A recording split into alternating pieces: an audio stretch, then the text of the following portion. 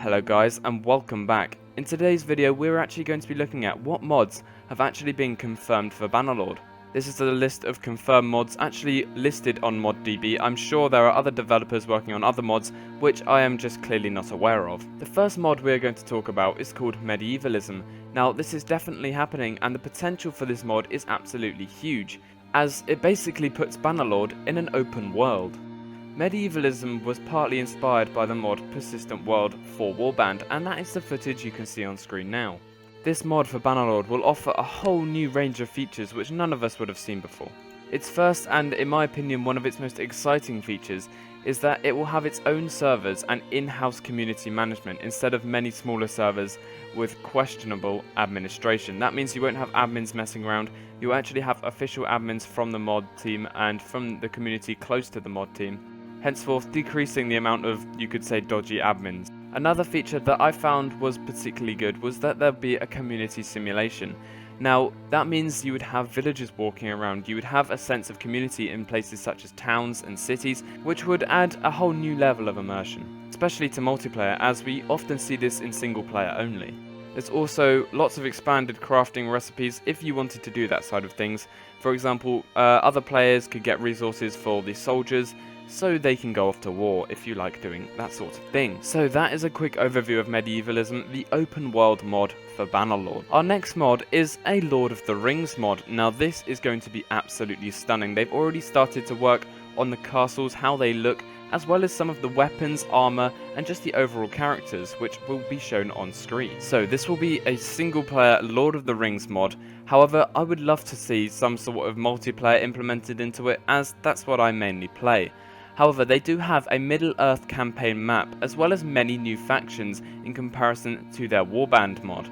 Also, they have a custom map icons and custom scenes, as well as known lords and characters from Lord of the Rings. So we'll see new races, including orcs, goblins, uruks, elves, dwarfs, wargs and trolls, which we didn't see in the previous version. Also, they've got the addition of mercenaries. Now I don't know if that means you can actually play as a mercenary and kind of latch on to whatever army you want. For example, say you want to be part of the orc army, then you can do that, or if you want to be part of Rohan, you can do that, or Gondor, it's up to you. This, as many Lord of the Rings mods, has huge potential, and I cannot wait to maybe start playing some single player in Bannerlord, as I just feel like it's going to be a lot more immersive and a lot better, especially for modders. Now the next mod is one of my personal favourites. It is an interesting take on Bannerlord, and that is Calradis 10,000 BC, which takes Calradis back to the days of 10,000 BC. I would personally really like to take a look at this mod in a lot more detail in a future video, because it looks absolutely exceptional and it is very unique at the same time. Also, they have an approximate release date. Now we know Bannerlord and release dates just don't go very well together. However, this mod has said that it wants to release after a month of Bannerlord's release, which is very confident. However, I would prefer to see it come out a little bit later if they put more time into it. There are some very unique features in this mod that they want to implement. The first one is nomads, and these will essentially be towns and villages that move. Imagine that, having little settlements, camps and things like that actually move across the map.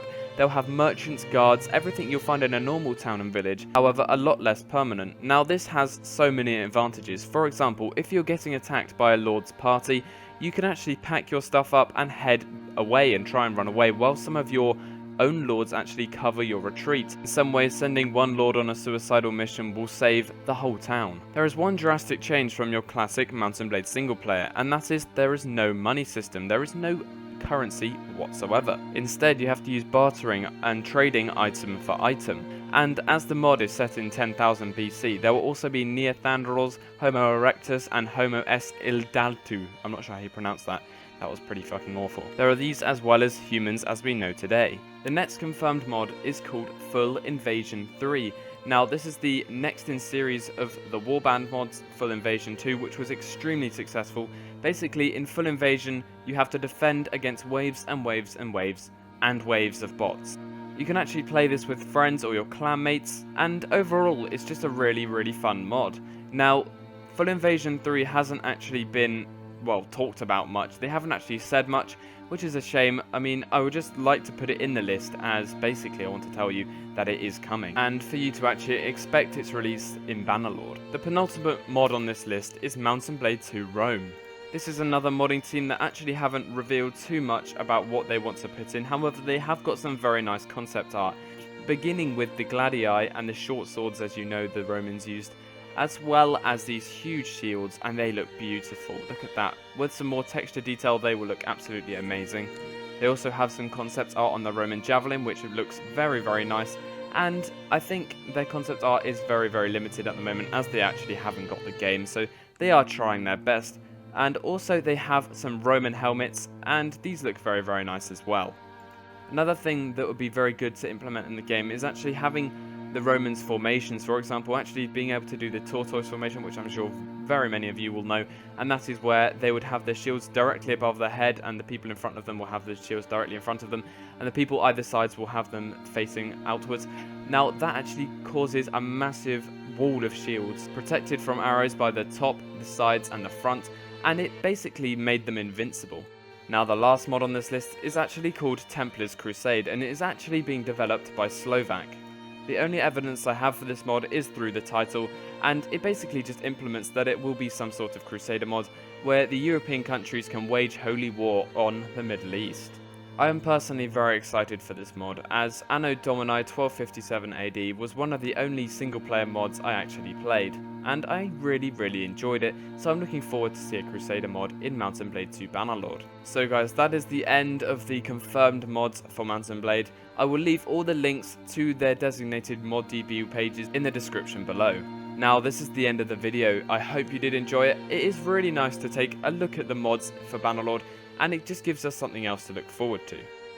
And finally, if you would like to join my Of Kings and Men clan, the Kingdom of England, please check out the website links in the description below where you can apply.